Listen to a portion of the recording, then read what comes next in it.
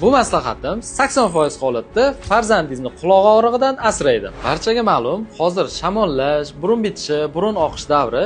Ko'p ota-onalar biladi, farzandlarining burni oqib qolsa, 3-4 kundan keyin aniq qulog'i og'rib qoladi.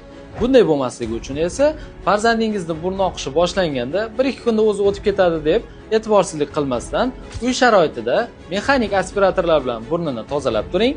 Yoki bo'lmasa lor ko'rigiga borib, burnini yuvdiring va vrach ko'rsatmasiga asosan burun spreylaridan foydalaning. Chunki burun bilan quloqni ulab turuvchi eshituv nay bo'lib, bu bolalarda o'ziga xosligi kalta, ko'ndalang va keng bo'ladi. Shu sababli bola burun oqib yurgan vaqtida bitta uxlab tursa, barcha burundagi suyuqlik quloqqa oqib ketadi. Shu sababli quloq og'riqlari asosan kechqurun paydo bo'ladi va bolani eshitish pasayishi bilan namoyon bo'ladi.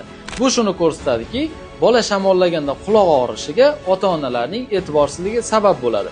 Bu videoni yosh bolali yaqinlaringizga yuborib qo'ying.